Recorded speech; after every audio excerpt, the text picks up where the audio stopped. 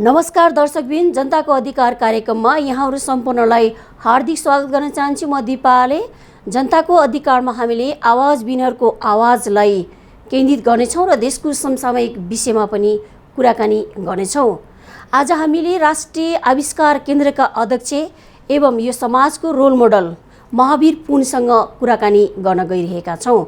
राष्ट्रिय आविष्कार केन्द्रले यति बेला समाजमा के काम गरिरहेको छ त, राष्ट्रिय आविष्कार केन्द्र कतिको महत्त्व छ, यस विषयमा सरकारले कतिको चासो दिएको छ र कतिको सहयोग गरिरहेको छ र जनताले राष्ट्रिय आविष्कार केन्द्रलाई कसरी लिइराख्नु भएको छ भन्ने विषयमा आज हामीले पुनसँग कुराकानी गर्न गइरहेका छौँ।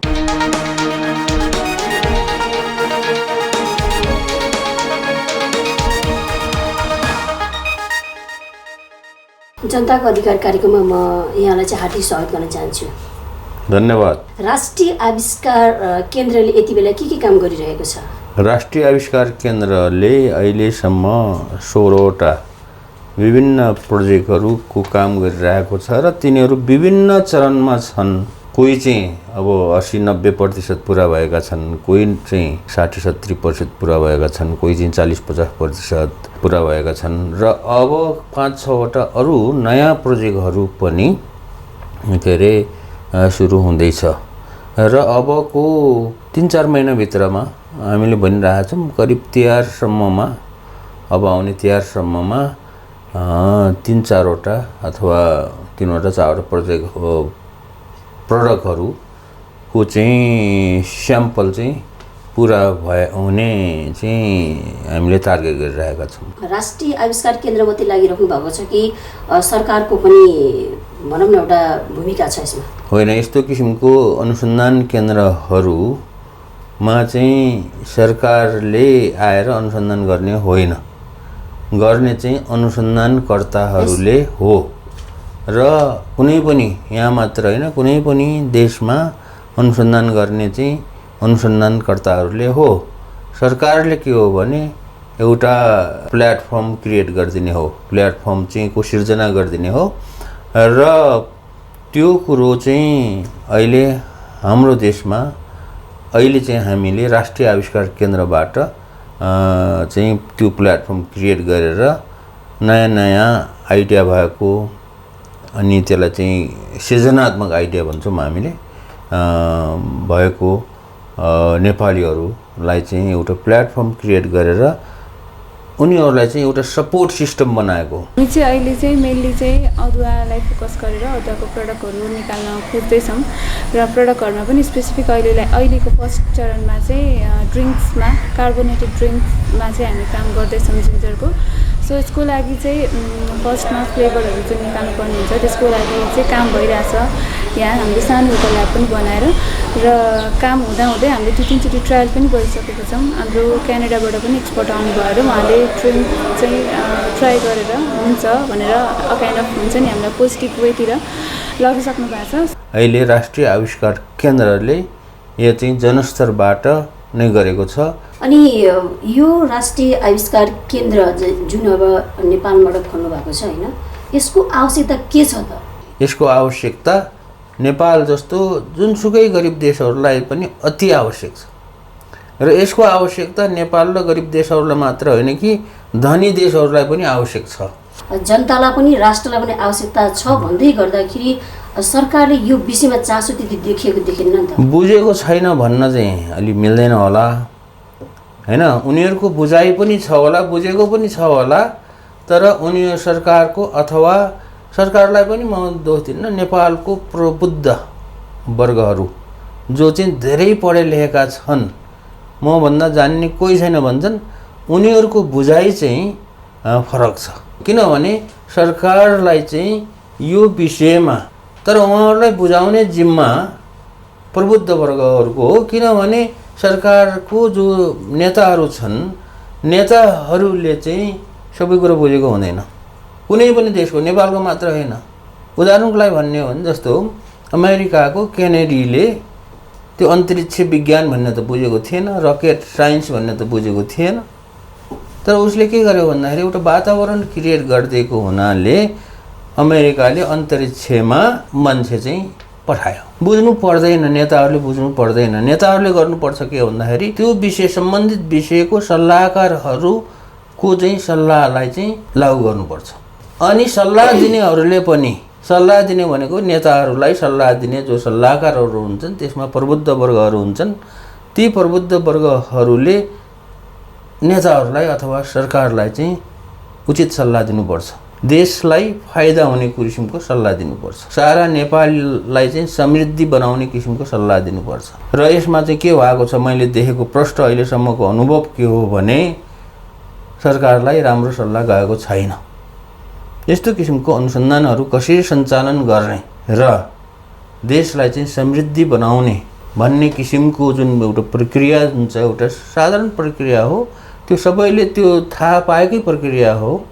अनि त्यो प्रक्रियाको उचित सल्लाह गएको छैन। सरकारले पनि अनि त्यो विषयमा खोजी गरेको छैन। त्यही भएर चाहिँ के छ त भन्दाखेरि अहिले नेपालमा यो खास गरी प्रविधिको विकास नहुनुको कारण चाहिँ के छ त भन्दाखेरि यो बुझाइ चाहिँ फरक भयो। जुन रूपमा हुनुपर्ने थियो त्यो रूपमा भएन।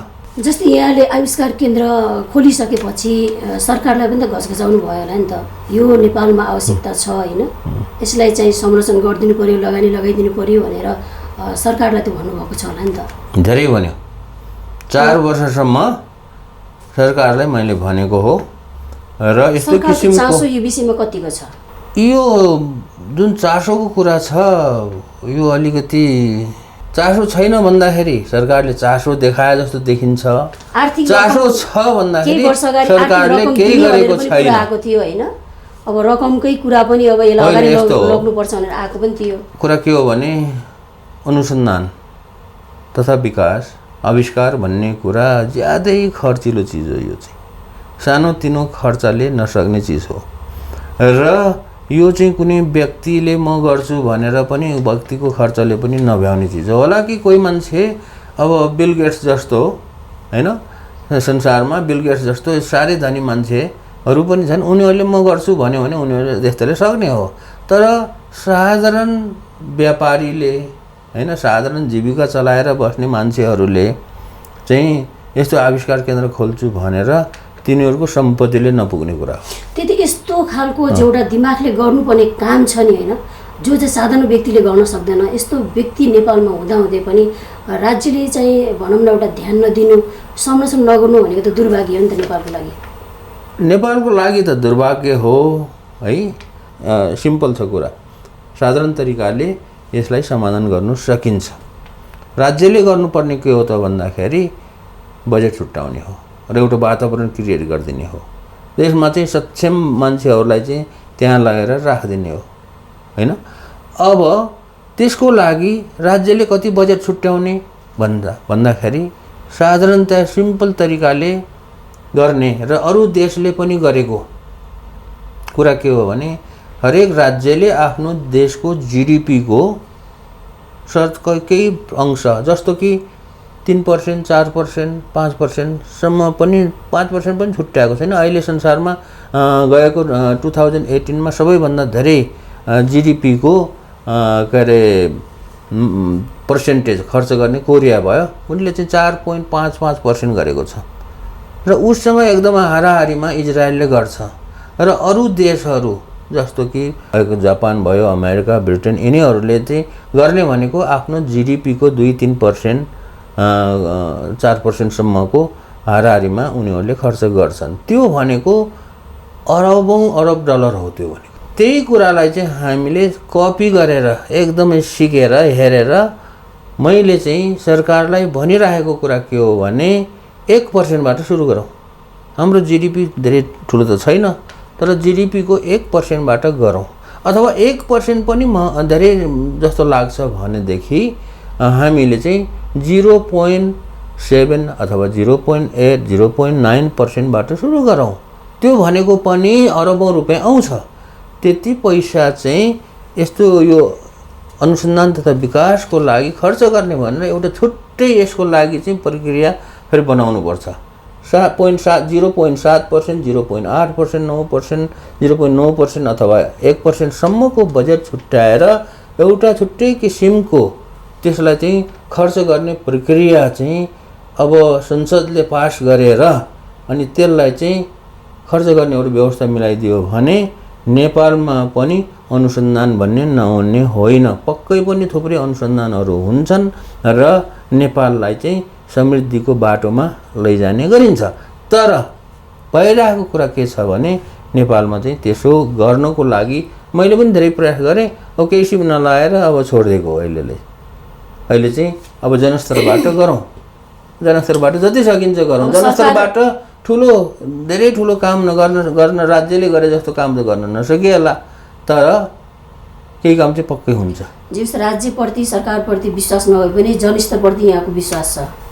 जनस्तरपट्टि यस्तो कुरा हो कि यो जुन छ विकास भन्ने कुरा जनतालाई चाहिएको कुरा हो।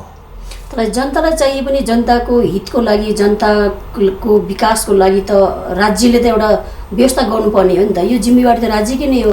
होइन त्यो त हो, अब नगरेपछि के गर्ने? घर त बस्न त पाउँदैन नि त। होइन नगरेपछि के गर्ने? अब हेर्दै जाउँ। मैले के भनिरहेको छु भने ठिकै छ, अहिले राज्यमा ले गर्न खोजेन अथवा त्यतातिर चाहिँ चासो दिएन, त्यो पनि ठिकै छ। तर अबको आउने दिनहरू भनेको अब 5-10 वर्षभित्रमा यही कुरामा पनि यदि राज्यले चाहिँ के अरे यस चासो नदिने हो भनेदेखि के हुन्छ त भन्दाखेरि नेपाल अझै गरिब हुन्छ। यो जुन किसिमको यस्तो किसिमको अनुसन्धान तथा विकासमा यो खर्च नगर्ने, यो खर्च गर्नुलाई यति कन्जुसाइ गर्ने, यसको मुख्य दोषी के हो त भन्दाखेरि हाम्रो संस्कार हो। हामी नेपालीहरूमा जुन संस्कारमा हामी हुर्केर आयौँ, यसको मुख्य दोषी चाहिँ के हो त भन्दाखेरि हाम्रो संस्कार हो। किनभने अहिलेको जमानादेखि होइन, अहिलेको सरकारको कुरा होइन, गएको सरकारको कुरा मात्र होइन कि उहिलेदेखि पृथ्वीनारायण शाहको पाला भन्दाखेरि धेरै अगाडिसम्मको देखिको अब हाम्रो जुन संस्कार यो उसमा चाहिँ यो भूमण्डलमा जुन किसिमको संस्कार विकास भएको छ त्यसमा चाहिँ के छ त भन्दाखेरि वैज्ञानिक तरिकाले कुनै चिजको अनुसन्धान गर्ने हैन, अनि अनुसन्धान गरेर कुनै चिज बनाउने, आफ्नो जीविकाको लागि कुनै चिज बनाउने, आफ्नो जीवनलाई चाहिँ सहज बनाउने र त्यसको चाहिँ व्यापार गरेर पैसा कमाउने भन्ने किसिमको चाहिँ जुन संस्कार छ अहिलेको दिनसम्म पनि के अरे हाम्रो संस्कार बसेन, संस्कारै छैन। उहिले हामीले सुन्थ्यौँ कि हाम्रो नेपालीहरू तिब्बतमा व्यापार गर्न जान्थे अरे। उनीहरूले चाहिँ यहाँ नेपालबाट यहाँ उत्पादन भएको केही वस्तुहरू उहाँ लैजान्थे अनि उहाँको वस्तुहरू त्यो साटेर ल्याएर यहाँ नेपालमा चाहिँ व्यवहार गर्थे। अहिलेसम्म उहिलेको जमानादेखि अहिलेसम्म चाहिँ हामीले के गरिरहेछौँ भने व्यापार व्यवसाय भनेको ट्रेडिङ अथवा यो के भन्छ सट्टापट्टा गर्ने व्यापार गरिरहेका छौँ। त्यसैमा नै अहिलेसम्म भनौँ न त्यही संस्कारै बसेको छ, संस्कार बसेको छ। तर यो संस्कारले गर्दाखेरि के भयो भन्दाखेरि यो ट्रेडिङको जो व्यापार छ यो चरम बिन्दुमा पुग्यो। चरम बिन्दुमा कति चरम बिन्दुमा पुग्यो भनेदेखि अहिले हाम्रो देशमा 93-94% चिजबिजहरू हामी बाहिरबाट आयात गर्छौँ र देशबाट बाहिर निर्यात गर्ने भनेको चाहिँ अहिले एकदमै जम्मा 6-7% छ। त्यसलाई चाहिँ पैसाको रूपमा हिसाब गर्ने हो भने गएको वर्षको अर्थ मन्त्रालयको डाटा अनुसार झन्नै 12 खरब 80 अरब जति पैसा हामीले बाहिरबाट आयात गरेर ल्याउँछौँ र त्यो अवधिमा हामीले जम्मा 87 अरब रुपियाँको चाहिँ निर्यात गर्यौँ। त्यो भनेको 1 खरब पनि गरेनौँ। त्यस कारणले यो आयात र निर्यातको जो चाहिँ ग्याप छ अथवा हामी चाहिँ के भयौँ भने एकदम सुविधा भोगी भएर विदेशबाट सामान ल्याएर बेच्ने मात्रै भयौँ। हामीले आफूले उत्पादन गरेर सामान बेच्ने भन्ने त हाम्रो संस्कारमा कहिले पनि भएन र यो जुन ट्रेडिङ गर्ने भन्ने जुन छ व्यापार गर्ने भन्ने जुन संस्कार छ, अर्काको सामान ल्याएर बेच्ने भन्ने संस्कारले चाहिँ एकदमै यो चरम बिन्दुमा पुग्यो। अब यो भन्दा माथि चरम बिन्दुमा पुग्यो भने यो चाहिँ यो देशको आर्थिक स्थिति कोल्याप्स हुन्छ र देश चाहिँ के हुन्छ थाहा छैन। त्यस कारणले यो कुराको दिमागमा छैन। संस्कारमा चाहिँ हाम्रो नसामा भएको जुन रगत बगिरहेको छ त्यो रगतमा चाहिँ के छैन भन्दाखेरि अनुसन्धान आविष्कार गरेर आफूले गरेर अथवा हाम्रो दिमाग आउने मान्छेहरूलाई चाहिँ त्यो गर्नलाई मद्दत गरेर उनीहरूको आइडियाबाट कुनै चिज निकालेर त्यसलाई चाहिँ ठुलो मात्रामा चाहिँ उत्पादन गरेर त्यसलाई चाहिँ व्यापार गरेर निर्यात गरेर अथवा आयात घटाएर देशको आर्थिक स्थिति सबल बनाउने भन्ने किसिमको संस्कार नभएको हुनाले यो अहिलेको सरकारले नगरेको हो र अब आउने सरकारले पनि गर्न गाह्रै छ। यो किसिमको संस्कार बस्नको लागि केही नभए पनि 5-10 वर्ष लाग्छ। त्यस कारणले राष्ट्रिय आविष्कार केन्द्रले एउटा संस्कार बसाल्नको लागि चाहिँ एउटा हामी प्रयास गरिरहेका छौँ। त्यस्तै कुराहरूमा सरकारले पनि त्यो कुरा बुझेर चाहिँ यो संस्कार बसाल्ने काममा चाहिँ अगाडि बढ्यो भने अब आउने 5-7 वर्ष 8-10 वर्षभित्रमा संस्कार बस्छ। कन्भेन्सनल भेहिकल हो यो चाहिँ, त्यसलाई चाहिँ आइसी इन्जिनबाट हामी कन्भर्ट गरेर इलेक्ट्रिक भेहिकल बनाउँदैछौँ।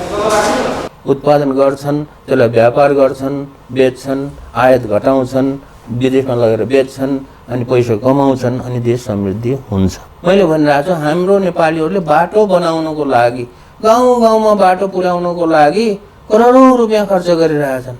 त्यस कारणले मैले सरकार मात्र दोषी छैन भन्ने होइन, गाउँलेहरू पनि हामी दोषी छौँ। अहिले मैले के भनिरहेको छु भनेदेखि नेपालमा 460वटा गाउँपालिकाहरू छन्। हरेक गाउँपालिकाहरूले चाहिँ एउटा गाउँपालिकाले 20-25 करोड रुपियाँ त खर्च गरिरहेको छ कुनै। त्यसमा मोस्टली केमा खर्च गरिरहेको छन् भन्दाखेरि बाटो बनाउनेमा, के बनाउनेमा, पुल बनाउनेमा, अब यस्तै कुराहरूमा खर्च गरिरहेछ। मैले चाहिँ गाउँपालिकाहरूलाई मैले भनिरहेको कुरा के हो भने ल केन्द्रीय सरकारले त सङ्घीय सरकारले त सुनेन, प्रदेश सरकारले पनि सुनेन। हरेक गाउँपालिकाले आफ्नो जुन विकासको जो बजेट छ त्यो विकासको बजेटबाट 1% छुट्याउँ। त्यो पैसाले चाहिँ आफ्नो गाउँपालिकामा के कस्तो किसिमको समस्याहरू छन् ती समस्याहरूलाई समाधान गर्नको लागि कस्तो किसिमको अनुसन्धान आविष्कार गर्नुपर्छ गरौँ र हरेक वर्ष 1% छुट्यायो भनेदेखि त्यो गाउँपालिकाको मा भएका अब समस्याहरू समाधान हुन्छन्। जस्तो उदाहरणको लागि म भन्छु, अब हिजो मात्र एकजना गाउँपालिकाको अध्यक्ष आएर मलाई भन्नुभयो हाम्रो गाउँमा टिमुर धेरै फल्छ। अब त्यो टिमुर टिप्नलाई त टिमुरमा काँडा हुन्छ हैन, अब त्यो काँडा हुन्छ त्यो टिप्न गाह्रो, त्यस कारण त्यो टिमुर टिप्ने मसिन बनाइदिनु पर्यो भनेर एकजना गाउँपालिकाको अध्यक्ष आउनुभयो। हुन्छ खोज्दै आयो हैन। अब यहाँ केही गाउँपालिका अध्यक्षहरूले मलाई के भनिरहेको छ, बाँदरले धेरै दुःख दियो, बाँदरलाई चाहिँ कसरी समाधान गर्ने भन्ने उपाय खोजिदिनु पर्यो भन्नु। अब यो टिमुर टिप्ने बाँदर धपाउने त्यो 2टा उदाहरण भयो हैन। त्यस्ता उदाहरणहरू अरू छन्। यहाँ केही गाउँपालिकाको अध्यक्षहरू आएर मलाई के भने भन्दाखेरि यो टेलिमेडिसिनको व्यवस्था कसरी गर्न सकिन्छ, गाउँमा चाहिँ यसो टेलिमेडिसिनको व्यवस्था गरिदिनु पर्यो। यस्तो किसिमको समस्याहरूलाई एउटा सामूहिक रूपमा चाहिँ काम गरेर, सामूहिक रूपमा भनेको मैले भनेको सिम्पल तरिका उनीहरूलाई बताइदिएको छु। हरेक गाउँपालिकाले 1 लाख रुपियाँ छुट्यो यस्तो अनुसन्धान तथा विकासको लागि भनेर, अनि 1 लाख रुपियाँ 460वटा गाउँपालिकाले 1 लाख रुपियाँको दरले छुट्यायो भने जम्मा 4 करोड 60 लाख रुपियाँ भयो। 4 करोड 60 लाख रुपियाँमा थुप्रै किसिमको चिजहरू गाउँघरको समस्याहरूलाई समाधान गर्ने, ठुल्ठुलो समस्याहरू जो जनताले दुःख पाइरहेका छन् त्यस्तो समस्याहरूलाई समाधान गर्ने उपायहरू अनुसन्धान गरेर पत्ता लगाउन सकिन्छ। चेतना जगाउनु पर्यो र त्यसको लागि समय लाग्छ, तर जनस्तरबाट काम गरौँ भनेर अहिले राष्ट्रिय आविष्कार केन्द्र जनस्तरबाट नै सुरु गरिएको छ, जनस्तरबाट नै अगाडि बढाइरहेको छ। भोलि यसमा सरकार, चाहे त्यो प्रदेश सरकार होस् चाहे केन्द्रीय सरकार होस्, यसमा सामेल नभइकन सुकै छैन।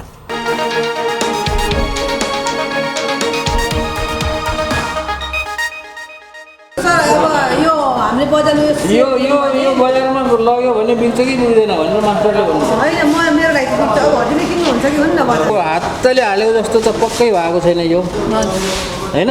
जस्तो यहाँ सानो भयो नि होइन र, यहाँ सानो भयो, अलिअलि त आउनु त यहाँ चाहिँ अलिकति चाहिँ जोडेको हो। यहाँ चाहिँ यो जोडाइरहनु भएन। हातले हालेकोमा चाहिँ खुब राम्रो चिटिक्क भएर जोडिन्छ।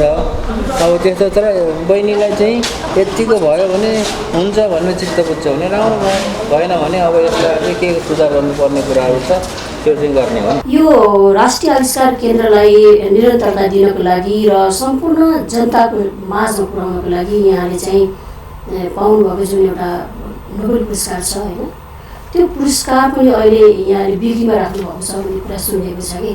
अनि यो त एकदमै दुःखदायी कुरा हो नि त। जहाँसुकै सबैलाई भन्दै आइरहेको कुरा के छ भनेदेखि यसमा नमजा मान्नुपर्ने कुरा केही पनि छैन। सरकारले पनि नमजा नमान्ने हुन्छ। मैले पनि धेरै पुरस्कारहरू थापेँ, त्यसमा चाहिँ अब अन्तर्राष्ट्रिय पुरस्कारहरू धेरै छन्। अब त्यो पाएको अन्तर्राष्ट्रिय पुरस्कारहरूलाई मैले पनि राखेँ, धेरै वर्ष मेरो कोठामा राखेँ, कोठाको कुनामा थुपारेर राखेँ। अब मैले त्यसरी राख्दाखेरि के महसुस गरेँ भनेदेखि यो पुरस्कारहरू भनेको यसरी कोठाको कुनामा राखेर त्यो केही पनि हुँदैन रहेछ। त्यो त्यहाँ ढुसी लाग्दो, धुलो मात्रै जम्मा हुन्छ। त्यही कारणले यो ढुसी लागेर बसिराख्ने जुन चिज छ यसलाई चाहिँ सदुपयोग गर्नु पर्यो। राष्ट्रको सम्पत्ति हो त, त्यो त राज्यले नै त्यसलाई त संरक्षण गर्नु पर्थ्यो नि। राष्ट्रको लागि काम गर्छु भनेर मात्रै काम गरेको होइन। मैले चाहिँ गरेको काम चाहिँ के हो भनेदेखि एउटा जीवन त जसरी पनि बिताउनु पर्छ। अब एक दिन त मरेर जानुपर्छ। हरेक मान्छेले विभिन्न तरिकाले जीवन बिताइरहेको छ। मैले जीवन बिताउने एउटा तरिका चाहिँ मेरो आफ्नो तरिकाले त्यो काम गरेको हो होइन। त्यसो गर्दाखेरि राष्ट्रलाई सहयोग भयो होला, समाजलाई सहयोग भयो होला, त्यो बेग्लै कुरा हो। अब जहाँसम्म त्यो मेडलको कुराहरू छन् त्यो पनि चाहिँ मैले के गरेको हो भने त्यो मेडलहरू त्यसरी राख्दाखेरि यो चाहिँ भएन, यसले चाहिँ केही उत्पादनमूलक भएन, प्रोडक्टिभ भएन। यसलाई चाहिँ प्रोडक्टिभ बनाउने कसरी भन्ने किसिमको सोचाइ गर्दै जाँदाखेरि मैले यसलाई बेच्यो भनेदेखि कसैले किनेर यसलाई बेच्यो भनेदेखि किन्ने हो भनेदेखि यसबाट आउने पैसाले मैले देखेँ प्रत्यक्ष रूपमा यसले ठुलो साह्रै धेरै ठुलो काम नभए पनि सानोतिनो कामहरू हुन्छ जुन काम चाहिँ ले चाहिँ अब एउटा राम्रो प्रतिफल ल्याउँछ।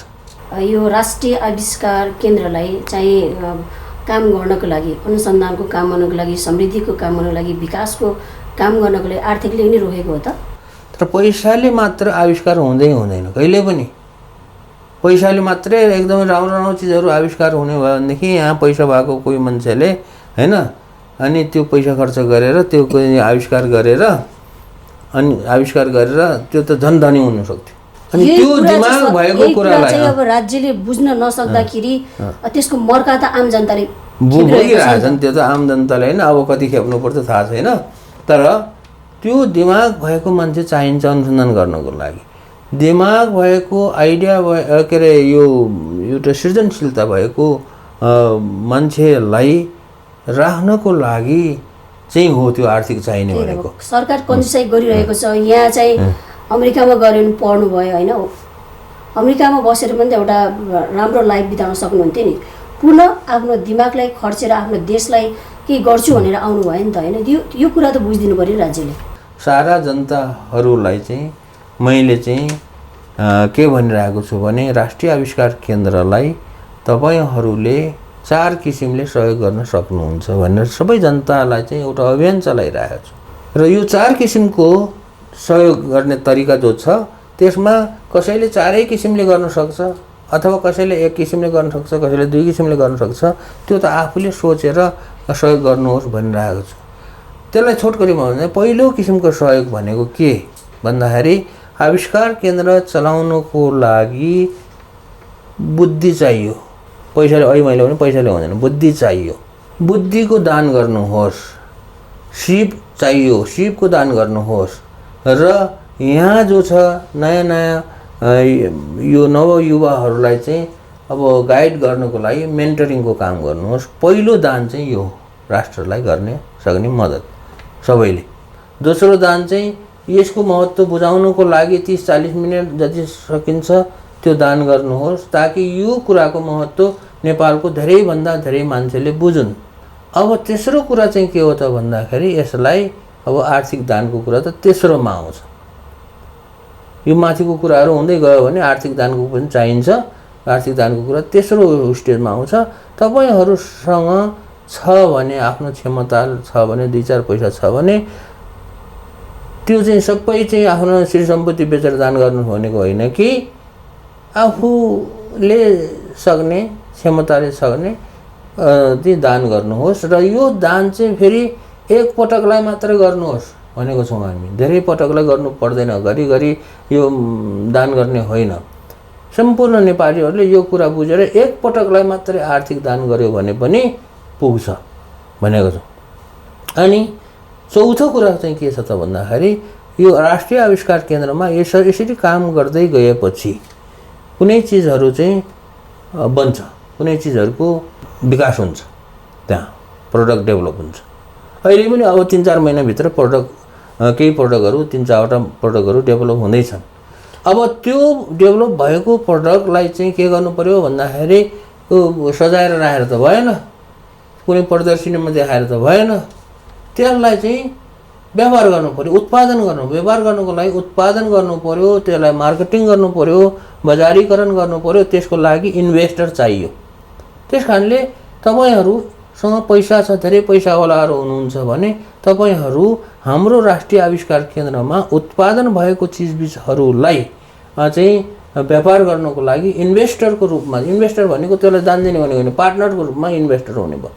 त्यो जसले चाहिँ कुनै चीज पत्ता लगाउँछ, आविष्कार गर्छ, उ पनि पार्टनर भयो, इन्भेस्टर पनि पार्टनर भयो र त्यसलाई चाहिँ व्यापार गरेर, उत्पादन गरेर व्यापार गरेर अनि देशलाई समृद्धि बनाउन सहयोग गर्नुहोस् भन्ने किसिमले यो चारवटा स्टेपमा चाहिँ हामीले गरिरहेको छौं र यसमा चाहिँ सम्पूर्ण जनताले यो विस्तारै कुराहरू बुझ्दै जान्छन् र अब सबैले चाहिँ यो बुझ्दै गएपछि देश चाहिँ समृद्धि बन्छ भन्ने हाम्रो चाहिँ एकदमै पूर्ण विश्वास हो। अन्तिममा राष्ट्रिय आविष्कार केन्द्रको तर्फबाट सरकारप्रति के गुनासो छ? छैन, सरकारप्रति मेरो केही पनि गुनासो छैन। जनस्तरलाई के भन्न चाहनुहुन्छ? अनि सरकारलाई चाहिँ मैले चाहिँ बारम्बार के भनिरहेको छु भने सरकारलाई धेरै धन्यवाद दिइरहेको छु। धन्यवाद यस मानेमा कि धन्यवाद छ हजुर। धन्यवाद यस मानेमा कि सरकारले चाहिँ अब हामीलाई मौका दियो। जनतालाई साधारण जनतालाई काम गर्ने मौका दियो। अहिले साधारण जनताहरूले चाहिँ यो अभियानमा संलग्न हुने मौका दियो। अहिले राष्ट्रिय आविष्कार केन्द्रको लागि भनेर जन्ने 8 करोड रुपैयाँ जति उठेको छ। जनताहरूले यसमा योगदान गरिरहेका छन्। कसैले दिमाग दिइरहेको छन्, कसैले समय दिइरहेको छन्, कसैले आर्थिक सहयोग गरिरहेको छन्।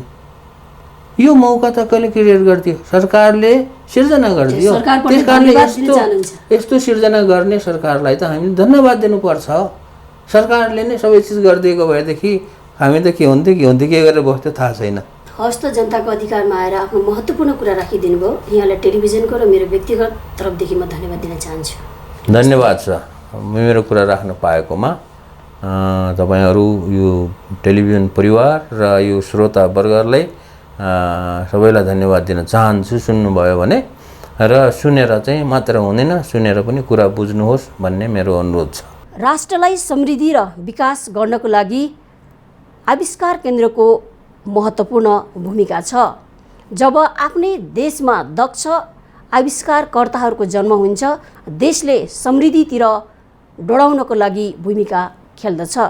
यस विषयमा चाहिँ सरकारको भूमिका पनि हुनुपर्दछ। हवस् त दर्शकबिन, आज हामीले राष्ट्रिय आविष्कार केन्द्रले के काम गरिरहेको छ र यो काम गर्नको लागि सरकारले कतिको सहयोग गरिरहेको छ र यसलाई जनस्तरसम्म पुर्याउनको लागि सरकारको भूमिका के हुन्छ र राष्ट्रिय आविष्कार केन्द्रले भावी रणनीति र कार्ययोजना के बनाएको छ भन्ने विषयमा आज हामीले केन्द्रका अध्यक्ष महावीर पुन ज्यूसँग कुराकानी गर्यौं। पुनः अर्को साता यस्तै खालको व्यक्तित्वहरूसँग जनताको आवाज लिएर यहाँहरूको माझमा आउने बाचा गर्दै म दिपाले लगायत हाम्रो सम्पूर्ण टिमको तर्फबाट बिदा माग्दछु। नमस्ते।